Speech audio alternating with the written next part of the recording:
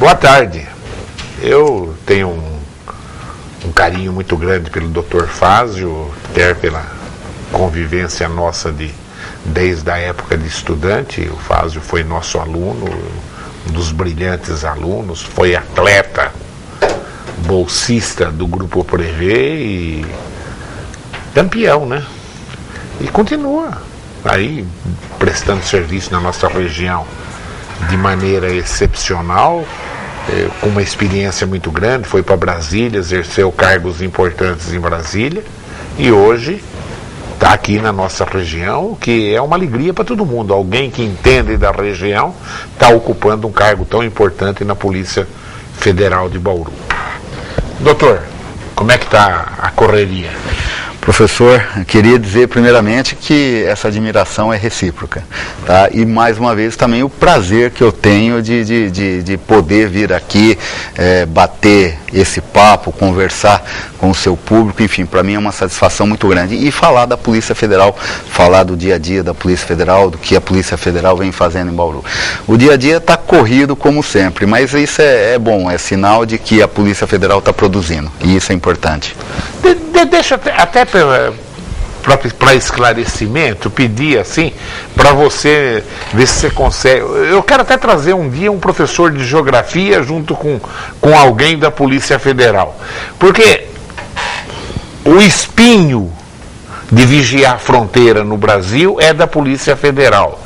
Eu queria saber até a participação do Exército nisso, que era fundamental que tivesse, porque nós temos uma fronteira, meu Deus do céu, acho que 70% dela não é humana, ou é rio, ou é floresta. Uma hora eu vou trazer um professor de geografia junto com você até, para ele delinear isso daí, entendeu? Como é feito o combate pela Polícia Federal e que ajuda que ela tem do Exército, que pontos que ela pega e o que é um ponto que pode ser quebrado de uma hora para outra, porque toda a droga que vai para a Europa, os Estados Unidos, passa pelo Brasil, né, Fázio? A impressão que eu tenho, você vai falar, confirmar ou negar isso daí. Como é que entra toda essa droga no Brasil e qual é o esforço da Polícia Federal em cima disso? A questão da fronteira é uma questão crítica em qualquer país, principalmente num país como o nosso. Também não sou professor de geografia, mas são mais de 8 mil quilômetros de fronteira. Fronteira ou rios, ou fronteira seca, enfim, é uma dificuldade muito grande realmente você conseguir fiscalizar toda essa fronteira. A ocupação do território nacional começou lá com os bandeirantes, enfim, os desbravadores do sertão brasileiro, e a ocupação que nos deu essa dimensão tão grande, um país de dimensão continental como o nosso. O Exército hoje ele ocupa posições estratégicas na fronteira, principalmente na fronteira norte. E ajuda no combate ajuda no combate a qualquer tipo de delito. E o Exército é um parceiro da Polícia Federal, tá, em atividades de repressão a entorpecente, contrabando, tráfico. A Receita Federal possui ocupação também, mas o Exército ele ocupa principalmente as fronteiras mais inóspitas. Tá? Você tem lá em Pacaraima, fronteira com a Venezuela, unidades do Exército. Você tem ali na divisa com a Bolívia, em Guajará, um pouco mais para baixo, se não me engano, Porto, me fugiu o nome agora, perto de Pimenteiras. O Exército ele está presente na fronteira, é um parceiro da Polícia Federal e colabora muito na repressão a todo tipo de delito, não só de competência da Polícia Federal, mas todo tipo de delito. O Exército é um parceiro, inclusive com ações sociais, junto com outro órgão. Enfim, o Exército é um grande parceiro da Polícia Federal em toda essa fiscalização. Agora, é praticamente impossível. Você tem os Estados Unidos com a fronteira com o México, que investe bilhões de dólares na fiscalização, e mesmo assim o maior consumidor de drogas hoje no mundo é os Estados Unidos. Então é impossível você evitar que drogas, armas e contrabando entrem e estrangeiros ilegais entrem no seu território. A questão da fronteira é realmente complicada e realmente a Polícia Federal tem feito esforços, adquiriu recentemente o veículo aéreo não tripulado, o Vante, um investimento muito alto que vai nos nos ajudar na fiscalização da fronteira, identificando alvos, identificando movimentação suspeita. A Polícia Federal tem lotado os servidores na área de fronteira, tem dado uma atenção especial para a área de fronteira, que é uma área bastante operacional. Os policiais têm muita atividade externa, diferente de centros, grandes centros, em que a atividade acaba sendo mais interna do que externa, mas é impossível evitar que a droga entre. E é por isso que a gente fala que, além da repressão, nós temos que trabalhar na prevenção, professor, porque e nisso os educadores são peças fundamentais, porque nós temos que trabalhar na prevenção para que a pessoa, a criança ou adolescente não se envolva com a droga. Porque uma vez que se envolve com a droga, ela vai ter oportunidade de encontrar no mercado a oferta do produto dela, porque é impossível hoje para qualquer país evitar que a droga seja produzida no seu território. Por mais que se prenda, por mais que se combata. É impossível, é impossível. E se hoje, não tivesse usuário, não tinha droga, né? Isso é bastante correto, professor. Sempre vai haver, desde que o mundo é mundo, existe algum tipo de droga e existe... Além, né, daquelas cidades de fronteira, o caso de Ponta Porã e outras lá no Acre, eu vi uma reportagem uma vez da Globo, fantástica, quer dizer, o cara faz o tráfico de bicicleta, né, quer dizer, lá de lá é liberado, ele atravessa para cá, vende para brasileiro, volta para lá, o brasileiro passa a pé, vai comprar para o lado de lá.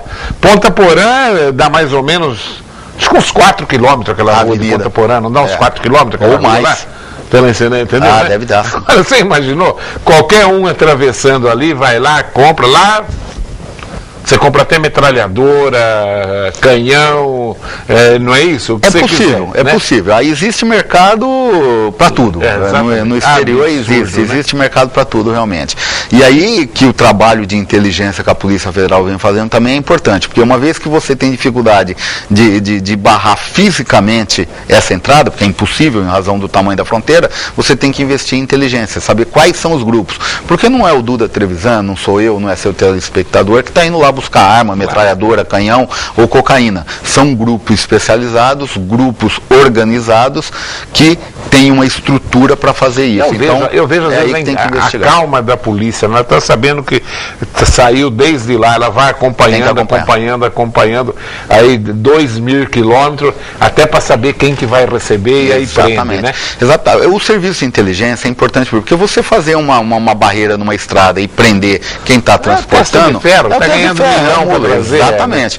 Então você tem que ter um serviço, e ele não vai dizer quem é, então você tem que ter um serviço de inteligência bastante eficaz, tá, okay, e eficiente, para você saber quem for o responsável pelo financiamento, quem vai receber, quem é o distribuidor, quem é o fornecedor.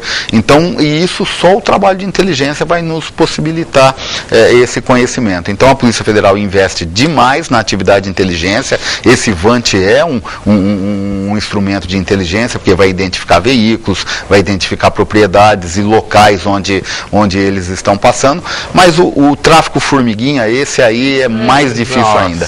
Porque o trânsito na fronteira, a gente fala os fronteiriços, que são aqueles que moram e trabalham de um e de outro lado, esse trânsito é praticamente livre, com a identidade, quer dizer, a pessoa tem que ir e voltar. O cara atravessa em alguns a rua, casos, nem isso. Em alguns casos, principalmente na fronteira norte, nem isso realmente. Na ponte você tem que se identificar, mas em alguns locais realmente não. Nessas fronteiras secas, como é o caso de Ponta Porã, o trânsito é livre, então esse tráfico formiguinha ele vai existir e é praticamente impossível você acabar com ele. Outra coisa comum e frequente que a gente vê na grande mídia também, Fácil, é esses nigerianos que engolem droga, né? Acho que quando tem nigeriano, a Polícia Federal lá do aeroporto já fica de orelha em pé a hora que tem nigeriano viajando, Tem uma expressão até um pouco chula que a gente trata esse pessoal, eu vou me reservar para não falar. Né? Mas quem come demais faz demais, né? Então... E morre, volta e meia. Morre, estoura, a partir do momento que romper algum lado dela, morre. E realmente, você tem que dar laxante, tem que levar para o hospital, tem que dar laxante e tem que ficar do lado esperando ele expelir. Olha que situação. Quer dizer, você passa lá às vezes 1, 2 dias esperando, dentro do hospital, esperando ele expelir todos quilos, em alguns casos não consegue e tem que ir para cirurgia. Nós tivemos um caso recente aqui, a pessoa está muito mal porque... Por aqui mesmo? Por Bauru, não, foi em São Paulo, passou no sistema presídio aqui, agora está num órgão de assistência, um estrangeiro, não conseguiu ser expulso ainda, a família não se importa, eu acho que era um africano muito pobre, e está numa situação quase que vegetativa. Vocês já pegaram o caso de engolir pedra preciosa também, diamante ou não? Existe também, tem sim. O pessoal bobear até celular engole para entrar em presídio, a gente se vê aí cada situação. Sim, eu já vi. No caso do aeroporto não, mas pedra preciosa, droga, comprimidos, algum tipo de medicamento, eles colocam e realmente engolem. Que louco. O pessoal faz qualquer coisa. Fala para o nosso telespectador, ele sempre gosta de ouvir as coisas da emissão de passaporte. Como é que está a rapidez, que é uma outra função que dá um trabalho desgraçado para vocês da Polícia Federal. Faz parte da nossa função administrativa, né, e não de polícia investigativa, de polícia judiciária. A questão do passaporte, eu já falei, o seu telespectador sabe, e a gente insiste muito, ela é sazonal. O passaporte ele tem períodos do ano em que a procura é maior e períodos do ano em que a procura é menor. Por exemplo, janeiro a procura é baixa, porque quem queria viajar em janeiro já procurou em outubro, novembro e em alguns casos em dezembro. Então, no final do ano nós temos uma demanda muito alta. Janeiro, fevereiro, março a demanda é baixa. Depois desse período começa uma demanda em razão das férias do meio do ano.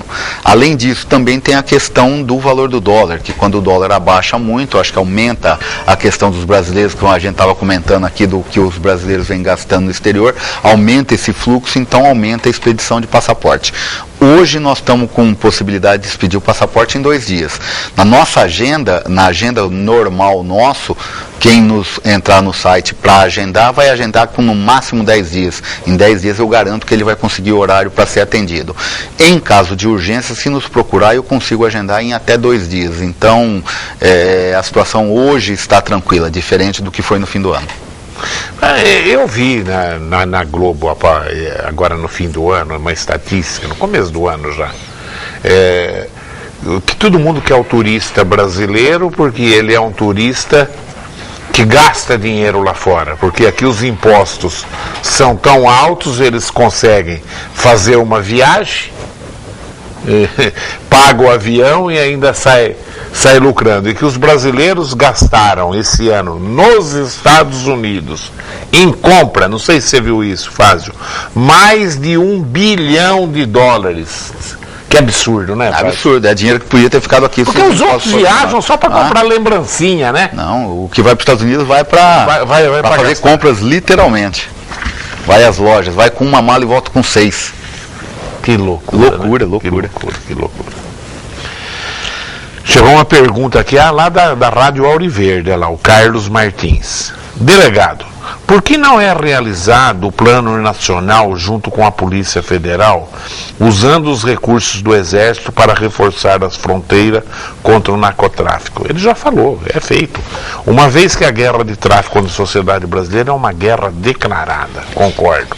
Será que na verdade não está voltando vontade política para combatê-lo? Olha, você acha que falta mesmo vontade política também? Em termos de droga, eu acho que falta vontade. Todo mundo apavorado. Eu acho que falta vontade política para muita coisa nesse país, entendeu? Mas no caso da droga, eu quero crer que não, porque a gente sabe que tem pessoas de alto escalão, políticos de alto calibre envolvidos, mas é uma minoria. No caso da droga, é uma minoria.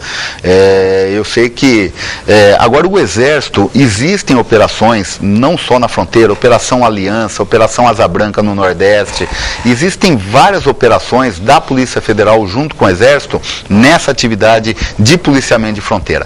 Agora nós não podemos esquecer, o Exército tem sido usado, inclusive no Rio de Janeiro, mas a atividade primordial do Exército não é atividade de polícia, é atividade de guerra, quer dizer, o Exército, o soldado é preparado para a guerra, então ele não é preparado para agir como policial, então tem que ter muito cuidado na hora de utilizar o Exército, mas são parceiros de última grandeza, são parceiros em todas as situações em que são solicitados ou requisitados e que o presidente determina que ele tem que determinar, ele tem que autorizar a participação do Exército. O Exército tem participado e tem contribuído. Mas então, eu acho que o Exército tinha que ser treinado, viu? Nós não fazemos guerra faz 100 anos, a última guerra foi no Paraguai. Vamos utilizar o Exército. Perfeito. Então, que se treine o Exército, perfeito, que é uma elite em termos de qualidade, sim, de educação. Equipamento. A gente sabe como é, exatamente, sim, como é duro entrar para ser oficial do Exército. É um vestibular rigorosíssimo. Altamente qualificado. Qualificado, treino. Eu acho que tem que mudar essa legislação, então. O Exército tem duas funções. Guerra não tem. Mas se tiver, claro, vai ter que estar preparado para defender, né? Mas usar na droga, que essa é uma guerra... Eu acho que vem aumentando a participação, vem aumentando. A gente vê no Rio de Janeiro, principalmente, vem aumentando a participação do Exército nessas atividades. Eu acho que esse foco já foi identificado há algum tempo e eu acho que os ministérios têm se preparado para poder o Exército atuar com mais vigor nessa área. Ô Fázio, uma coisa, né? Você mesmo já tinha reclamado aqui numa outra vez, a demora que tem para liberar coisa apreendida de contrabandista, carro falsificado e etc. Agora, semana passada, lá no Rio de Janeiro, pegou fogo num depósito da Polícia Federal, lá na Baixada Fluminense, enorme, queimando carro, queimando coisa, queimando tudo. Por que essa demora para liberar coisa pega de bandido? Eu venho falando sobre isso já há algum tempo, professor, e a gente realmente não é questão de acusar esse ou aquele, enfim, de achar culpado, a gente tem que achar solução. Existe no caso específico das drogas, existe uma legislação própria que prevê a alienação antecipada desses bens, e a gente vem fazendo um esforço muito grande no sentido de convencer e conscientizar todas as pessoas envolvidas, as autoridades envolvidas nesse processo, de que dê cumprimento à lei. Eu não sei se tem algum impedimento legal e que me foge do conhecimento do porquê esses bens não vêm sendo alienados cautelarmente, ou seja, alienados no início do processo. O dinheiro pode ser depositado e fica à disposição do juízo para, ao final do processo, passados 5, 6, não sei quantos anos, até o trânsito em julgado da sentença, poder ser feita a destinação desse valor. Porque o bem, se ficar parado, vai deteriorar. Se não acontecer um acidente como esse que aconteceu de pegar fogo, naturalmente ele vai perder valor pela ação do tempo, naturalmente.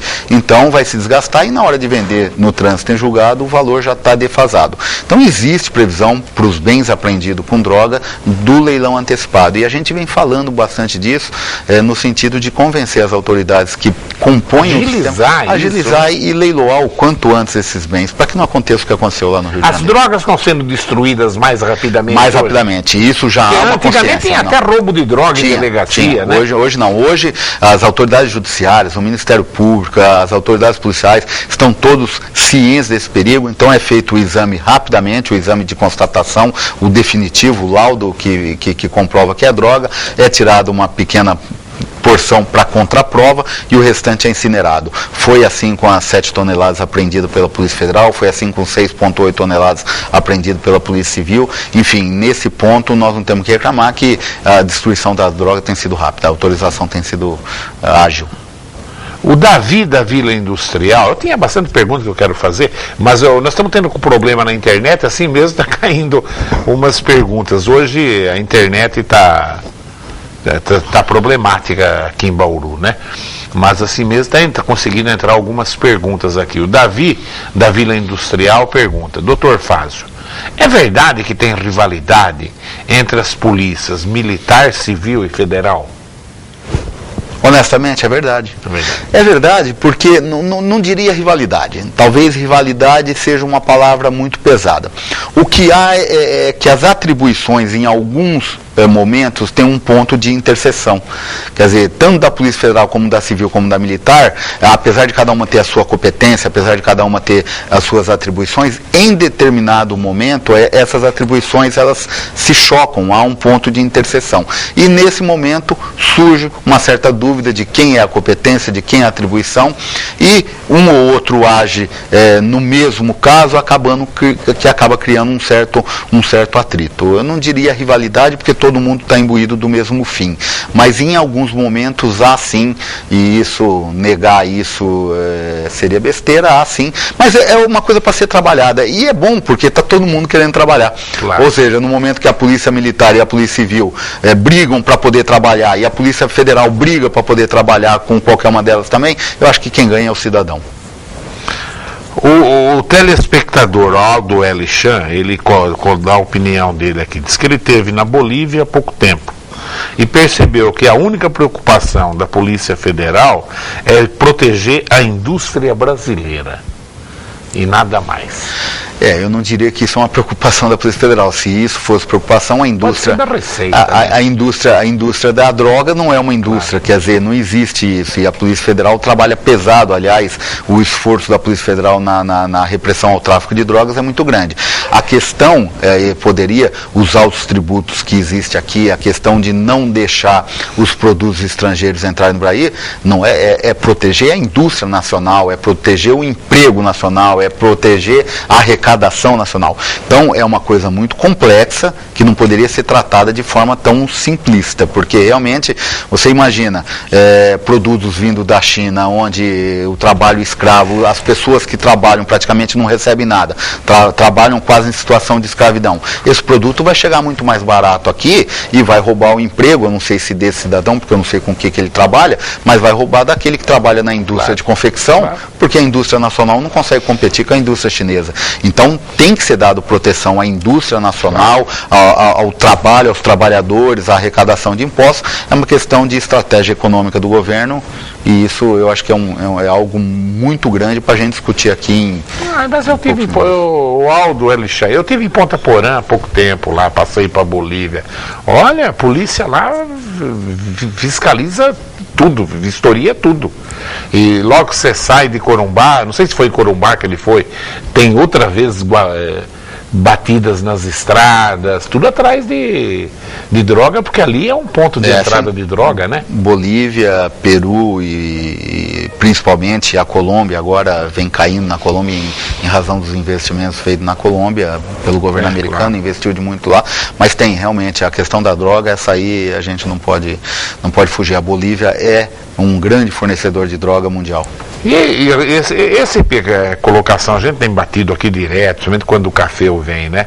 O custo da folha de pagamento no Brasil, né? Se o funcionário ganha 1.000 aqui no Brasil, ele custa mais 1.000 de previdência social. É um verdadeiro absurdo, né? Tem que mudar essa legislação. Agora o cara trabalha lá na China, na Índia, é trabalho de semi-escravidão. Agora se ele ganha 1, ele custa 1, né? Sim. E aqui é o que dobra o serviço. E gera isso daí, realmente. Você fica comprando produto porcaria que você não precisa, inclusive, você está gerando desemprego aqui dentro. Tem que pensar 10 vezes antes de comprar importado. Se a coisa realmente é melhor, se realmente você vai ganhar para usar isso na tua empresa. Se não, usa a coisa nacional, que você está gerando o desemprego dentro do próprio país, né? Perfeito. Tem que ter um pouquinho de noção de cidadania, né? É nesse ponto que a gente tem que chegar, né? Que a evolução da sociedade brasileira tem que chegar nesse ponto, de valorizar o produto nacional e saber que atrás dele existe impostos que são revertidos para a segurança, para a educação, para a saúde, enfim.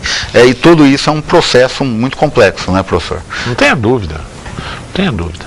O Luiz Cláudio da Vila Falcão, senhor Duda, como explicar que uma candidata deixa a prova do Enem em branco? Eu vi isso ontem. Que absurdo. Escuta essa, que ele está perguntando para mim, porque eu sou de escola, né? Como explicar que uma candidata deixa a prova do Enem em branco e tira uma nota maior que a mínima? Ela, uma professora da Unicamp, que fez para testar a legitimidade do Enem, se surpreendeu com o resultado. Imagina eu, fiz a prova no Prevê, entendeu? Ele usou com o local de prova lá no Prevê, o Luiz Cláudio quer dizer, né? Luiz Cláudio, você pode até contar a tua história, contar a tua nota depois, quando você tirou. Às vezes você não tirou a nota dela, que deixou tudo em branco. Você viu isso ontem na televisão? Não vi, professor. Uma pesquisadora da Unicamp foi fazer a prova do Enem. E deixou em branco. Deixou em branco e tirou nota maior do que a mínima. Ou seja, mais do que zero. Não, mas bem mais. A mínima até para poder fazer alguma coisa. Alguma coisa está errada, né? Não é brincadeira, né, Luiz Cláudio? Acho que educação, a seriedade tem que ser grande demais, né? Grande demais, né? Acho que essa questão do Enem, essa questão aí, a gente ainda está caminhando, né, Eduardo? Nós somos bebês nisso aí ainda, né? E que absurdo dizer. O juiz estava certinho lá no Nordeste, né? O Enem acabou recorrendo e tal. Deu vazamento, tem que anular tudo. Quem garante com um primo de lá que agora caracterizaram que tinha professor envolvido. Ontem eu vi isso na televisão. Quem garante que um primo não ligou para um primo daqui, vai cair uma questão.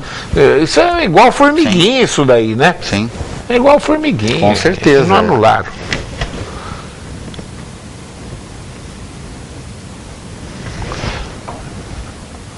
Ele manda outra pergunta falando de sacoleiro, mas isso daí é o Aldo Alexandre, outra vez falando que lá os sacoleiros parece formiguinha, por causa de imposto, Aldo, isso daí... Se o nosso produto fosse mais barato, não precisava mais barato, não precisava, porque para falar que esses produtos que a gente compra lá na Bolívia são melhor que os nacionais, isso é besteira, não são mesmo, mas...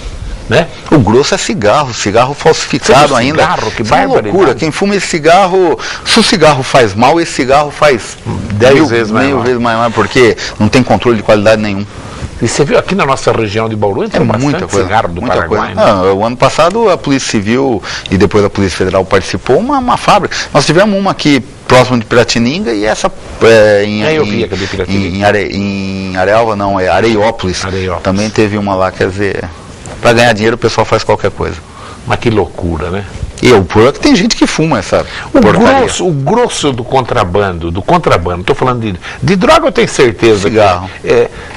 Mas é por Ponta Porã mesmo ainda, Não, é mais por Guaíra e Foz do Iguaçu. Mais Guaíra hoje. Eu vi, os aviões Guaíra tem bastante. Ali. O lago ali é muito grande, o lago de Itaipu ali que formou naquela região ali é muito grande. Então eles usam essas barcaças e a gente fiscaliza com lanchas, mas o lago é muito grande. Aquilo é um mar, é uma coisa de louco. Eu sobrevoei uma vez, professor, indo para Assunção. Eu até brinquei, falei, mas eu estou sobrevoando um mar, não tem mar no caminho que eu estou falando de Brasília para Assunção. E era o lago, e você olhava para qualquer direção, você não via terra. É um mar, aquilo é um mar, é uma coisa de louco. Você não vê muito outro grande. lado. É muito grande, é muito grande. E a hora que os caras estão de binóculo lá, a polícia está, eles desaparecem, né? Eles têm olheiro que ficam próximos às delegacias. O pessoal sai da delegacia, eles já estão, saiu viatura tal. Na época você via cara chegar na ponte, ele jogava coisa lá de cima da ponte, e a gente esperando lá embaixo. Agora vai por qualquer lado agora tem um monte de quebrada lá nas margens. O Brasil daqui a pouco não vai ter nem importação nem exportação, tem contrabando para dentro e contrabando para fora, viu? Globalização do contrabando. Globalização do contrabando, mas é um absurdo. Boa tarde, Duda e Dr. Fázio. É o Artemio, nosso campeão de judô. Eu conheço o Artemio. Qualquer coisa, se ele achar que é o bom, nós desafiamos ele, mas eu sei contra ele. Não é só se for armado, hein? Antigamente acontecia com frequência a barragem na inspeção da polícia nos aeroportos. Hoje tem a impressão de que dificilmente é alguém inspecionado. É fato isto? É fato, hoje o que tem sido feito, muito grande, além do volume ter crescido demais, hoje nós temos equipamentos de rastreamento sem precisar abrir a mala. Hoje todas as malas que são despachadas, principalmente para o exterior, eu não estou falando em voo doméstico não, mas principalmente nos voos e especialmente para algumas localidades também, como Estados Unidos e países da Europa, elas são escaneadas, tá? Então elas passam pela Infraero junto com os servidores da Receita, enquanto está na esteira. Enquanto está na esteira. Não só aquela que você você leva em mão é escaneada ali. Aí As bagagens também são. Exatamente. Por isso que o nego fala que tem mala que foi violada. Quer dizer, a polícia pega, abre e olha. Se houver suspeita, a legislação autoriza que você abra e até chame a pessoa para o lado depois para poder ver o que tem dentro, entendeu? Então a maioria das malas hoje são escaneadas, por isso que já não se abre tantas malas para fazer checagem. Como antigamente. É que hoje até é algo mais inteligente, porque você só abre quando você tem uma suspeita fundada. Se você não tem suspeita fundada, a pessoa passa e a mala vai ser checada, mas porque a pessoa não vai ser incomodada. Vermelho lá é controlado, alguém está olhando. Aqui há um controle ali também. No caso da Receita Federal, no caso do contrabando, né?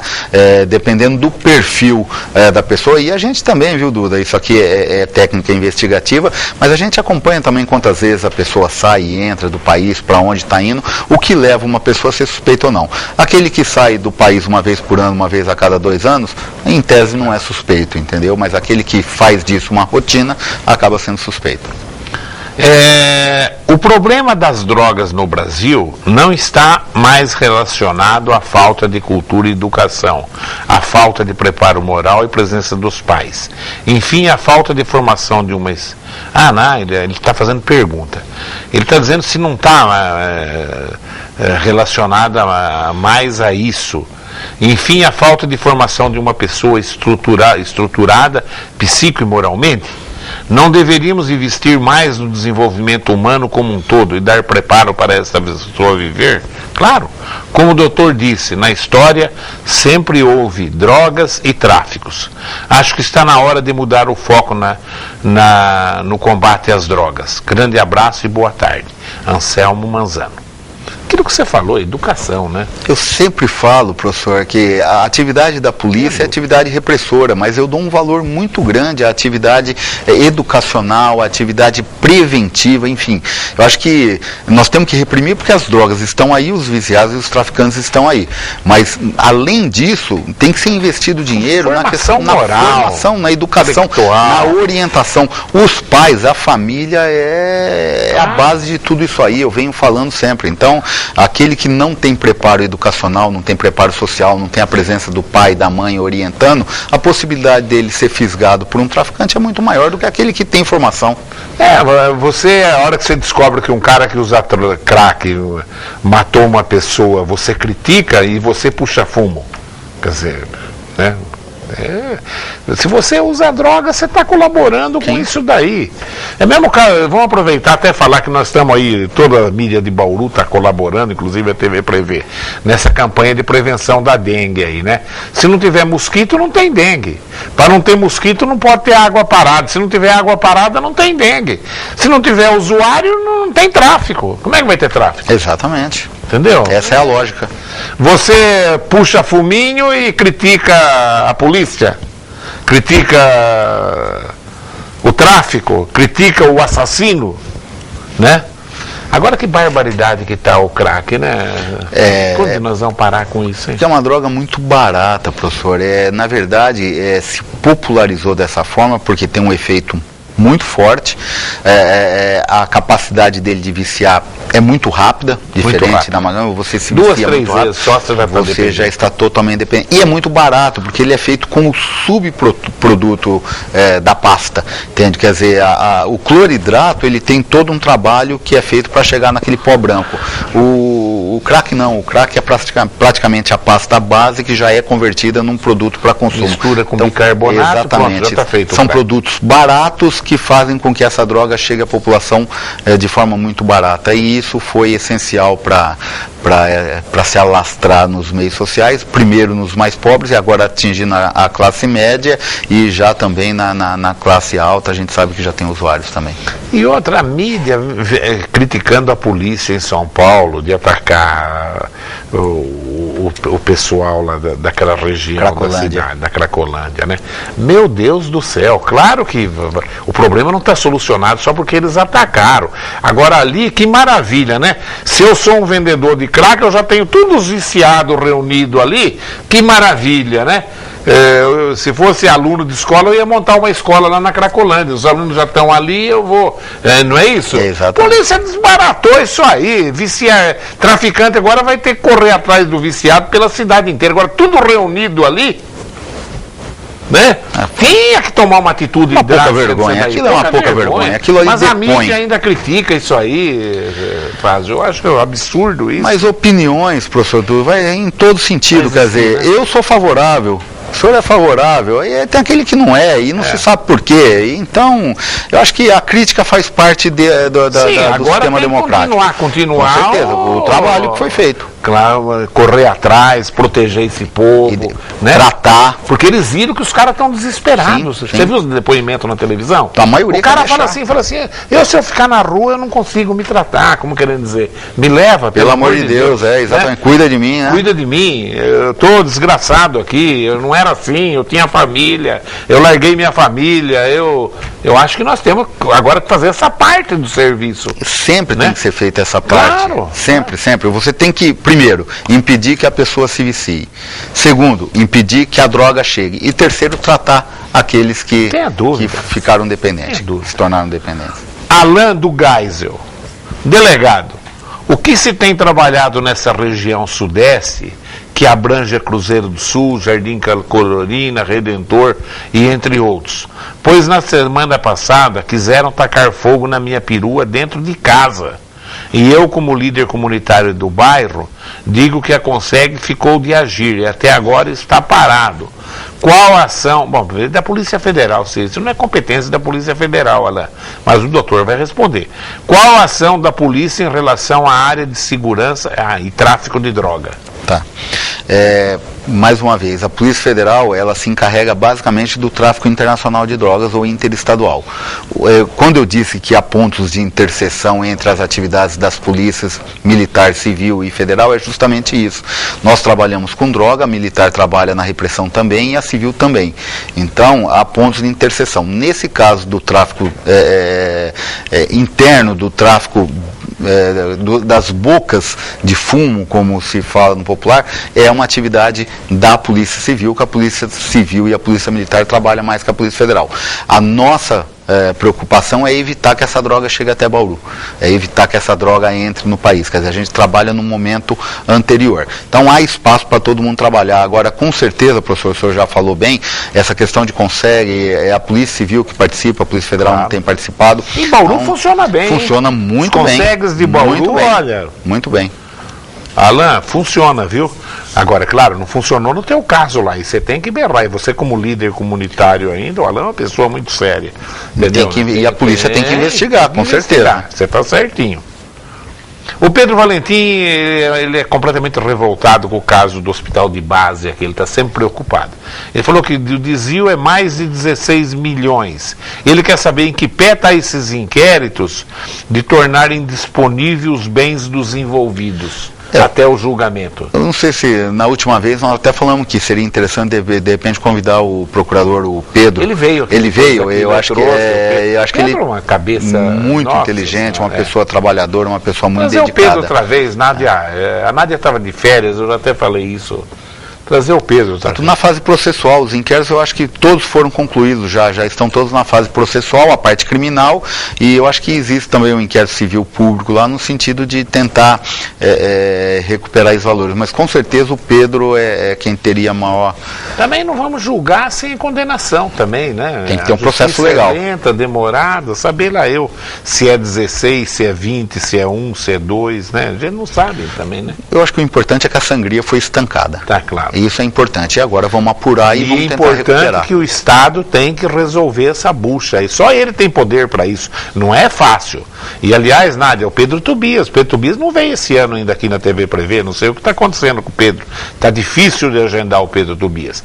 Eu sei que é um ônus terrível para o Estado esse abacaxi do hospital de base, que a dívida é em torno de 150 milhões. Nossa. Quer dizer, quem for resolver vai ter que herdar uma dívida dessa. É um valor muito grande, claro que é grande para o Estado, mas para o Estado não é impossível, né? A grana está lá e o Alckmin mostrou a maior vontade de resolver isso aí. Nádia, então, o doutor Pedro da Polícia Federal e o doutor Pedro Tobias. Cristo diz que tu és Pedro, então Pedro é um nome importante hoje. Pedro Tobias, o nosso querido deputado, e o doutor Pedro da Polícia Federal. Ministério Público Federal. Do Ministério Público Federal. Bom, Já estamos com mais de 50 minutos. Terminou já nosso tempo? Terminou. Eu tinha tanta pergunta para te fazer. Não, mais 50? Só pergunta boa dos telespectadores, hein? Vamos mais 50? Na próxima nós vamos combinar 2 horas. E aí, agradecimento é como sempre, professor, toda vez que eu venho aqui eu tenho essa oportunidade de interagir com o seu público, é importante, as perguntas são muito importantes, nem sempre a gente consegue dar uma resposta no nível que o telespectador espera, mas dentro do que a gente sabe, dentro do que a gente faz, a gente procura ser honesto na nossa opinião e realmente passar para o seu telespectador o que a gente vive, o que a gente sente, o que a gente realmente tem vivenciado. Então, é um agradecimento pela oportunidade e me colocar à disposição sempre que quiser, sempre que puderem e me convidarem, eu vou ter o maior prazer de estar aqui conversando com você e com o seu telespectador. É realmente um prazer e é só agradecimento que fica. E é um orgulho para a TV Prevê ter essa disposição de conseguir a presença de uma pessoa que mexe com coisas tão importantes na vida, principalmente da nossa juventude, que é o caso do Fácil, e que realmente, na hora de escalar, é fácil. Tem gente que vem sempre aqui nas épocas boas, a hora que a época fica um pouquinho amarga para ele, ele some daqui, né? Qualquer semelhança é mera coincidência. Fácil, muito obrigado pelo professor, mais uma vez. Eu quero agradecer a sua audiência. E amanhã, se eu não me engano, o doutor Fernando Helene. O Fernando Helene também não foge e são pessoas que realmente colocam o que tem que colocar, né? Esse começo de ano, as nossas entrevistas estão sensacionais. Estamos trazendo esse pessoal que passa para a nossa população, para a nossa privilegiada população, de ter uma TV educativa aberta a todas as correntes, e informações que às vezes a grande mídia não dá por aí. Eu quero agradecer a sua audiência e continue aí ligado nos horários alternativos da TV Prevê.